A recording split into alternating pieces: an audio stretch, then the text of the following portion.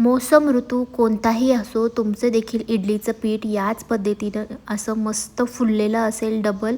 या ठिकाणी बघू शकता पिठाला छान अशी जाळी पडलेली आहे. एकदम मस्त पीठ आपलं या ठिकाणी आंबवलं गेलेलं आहे. आणि आज आपण या ठिकाणी बनवलेली आहे नाचणीच्या पिठाची इडली. तर या ठिकाणी इडली बघू शकता मस्त अशी मऊसूत झालेली आहे, शिवाय ती चांगली अशी जाळीदार बनलेली आहे आणि खायला देखील एकदम मऊ आणि सॉफ्ट झाली आहे. तर तुम्ही देखील याच पद्धतीनं अशा ह्या इडल्या बनवा. खायला पौष्टिक आणि बनवायला अगदी साधी सोपी रेसिपी आहे. तर चला सुरुवात करूया. तर या ठिकाणी मी रेशनचे 2 वाट्या तांदूळ घेतले होते, सोबतच या ठिकाणी मी 2 वाट्या नाचणी देखील घेत आहे. तर ही कोणत्याही तुम्हाला किराणा स्टोअरमध्ये किंवा डीमार्टमध्ये अगदी सहज भेटेल. तर अशी ही नाचणी घेऊन यायची. याला स्वच्छ धुवून घ्यायचं आहे आपल्याला. आता धुताना एक लक्षात ठेवायचं की या ठिकाणी बघू शकता जसं जसं आपण याला धुवू तसं याच्यातून खूप सारी घाण निघेल, कारण यामध्ये खूप धूळ असते, डस्ट असते. तर एक 4 ते 5 वेळेस आपण याला चोळून छान असं धुवून घेऊयात. तर नाचणी ही खायला पौष्टिक असते. यामध्ये खूप सारं कॅल्शियम, लोह असतं, ज्यामुळं मुलांच्या हाडांसाठी किंवा त्यांच्या रक्तवाढीसाठी नाचणी खूप मदत करते. त्यामुळे प्रत्येकाने नाचणी ही आठवड्यातून 2 ते 3 वेळेस नक्की खाल्ली पाहिजे. मग त्याची भाकरी बनवा किंवा डोसे बनवा किंवा या पद्धतीने तुम्ही इडली बनवून खाऊ शकता. तर 2-4 वेळेस आपण नाचणी धुवून घेतलेली आहे.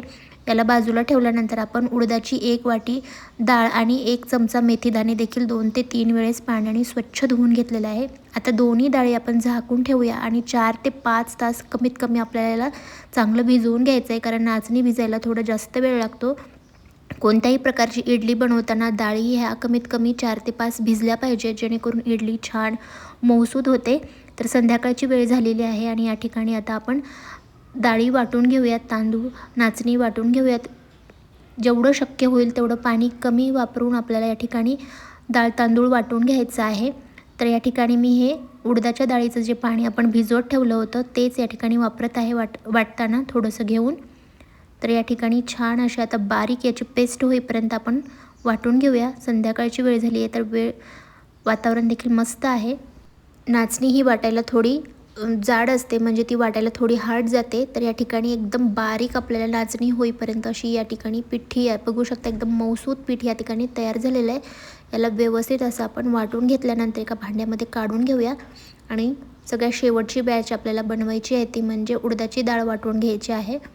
तर याला देखील कमीत कमी पाण्याचा वापर करून आपल्याला वाटून घ्यायचं आहे. जर पीठ तुम्ही भिजवताना किंवा या पद्धतीनं वाटताना जर जास्त पाणी झालं, पीठ जर तुमचं पातळ झालं, तर तुमची इडली फुगत नाही, शिवाय ते आंबवायला देखील जास्त वेळ लागतो. त्यामुळं कधीही इडलीचं किंवा डोशाचं बॅटर वाटताना हे जेवढं शक्य होईल तेवढं कमी पाणी वापरून या ठिकाणी वाटून घ्यायचं आहे. आणि एकदम स्मूथ आणि एकदम बारीक अशी याची पेस्ट बनवून घ्यायची आहे. तर मी डाळ वाटत होती तोपर्यंत 1 वाटी पोहे देखील या ठिकाणी भिजत ठेवले होते धुवून, आणि ते देखील मी या ठिकाणी वाटून घेतलेले आहेत. आता सगळं काही व्यवस्थित मिक्स करून घ्यायचं आहे आपल्याला. चमच्याच्या मदतीने किंवा हाताने देखील तुम्ही याला फेटून घेऊ शकता. कमीत कमी 5 ते 6 मिनटं आपण एकसारखं याला फेटून घेतलेलं आहे. आणि ज्या भांड्यामध्ये आपण पीठ आंबवून घेणार आहोत ते भांडं थोडंसं उंच असावं, जेणेकरून पीठ आंबवून बाहेर येणार नाही, ते उतू जाणार नाही. तर या ठिकाणी बघू शकता पीठ किती छान असं या ठिकाणी आंबवलेलं आहे. रात्रभर मी याला झाकून ठेवलं होतं आणि दुसऱ्या दिवशी सकाळी बघू शकता पीठ एकदम मस्त असं या ठिकाणी जाळीदार बनलेलं आहे, फ्लफी बनलेलं आहे ते. तर एकदम छान अशा आता यापासून आपल्या इडल्या तयार होतील. तर इडली बनवायला घेऊयात आपण. पिठाला व्यवस्थित सगळ्यात अगोदर मिक्स करून घ्यायचं, हलवून घ्यायचं या पद्धतीने एकसारखं. आणि त्यानंतर जेवढ्या पिठाची आपल्याला इडली किंवा डोसा बनवायचा आहे त्याच्यामध्ये मीठ टाकून घ्यायचं. दुसऱ्या बाजूला आपण इडलीचं भांडं गरम करून घेऊया, त्यामध्ये पाणी टाकून. आणि इडली साच्याला या पद्धतीनं हलकंसं तेल लावून यावरती इडली बॅटर टाकून घ्यायचं आहे. आता 10 मिनटं या ठिकाणी मी इडली वाफवून घेतली होती. अगदी 10 मिनटंच आपल्याला इडली वाफवून घ्यायची आहे, त्यापेक्षा जास्त घ्यायची नाही, कारण इडली नंतर थोडीशी कडक होऊ शकते आणि खायला ती जास्त मजा येत नाही. तर 10 मिनटानंतर आपली इडली या ठिकाणी तयार झाली. आणि त्यानंतर 2 मिनटं याला बाजूला मी थोडंसं थंड करून घेतलं होतं आणि लगेचच इडली या ठिकाणी बघू शकता सहज निघालेली आहे, चिटकली नाही आहे. आणि जाळीदार मस्त फ्लफी या ठिकाणी मऊसूद आपल्या इडल्या बनलेल्या आहेत. तर नाचणीची ही इडली तुम्ही देखील एकदा नक्की बनवून पहा. खायला खूप पौष्टिक असते, यामध्ये खूप सारं कॅल्शियम असतं, लोह असतं. त्यामुळे मुलांना आणि वयोवृद्ध व्यक्तींना खायला हे पौष्टिक आहे. तर रेसिपी आवडली तर एक लाईक नक्की करा.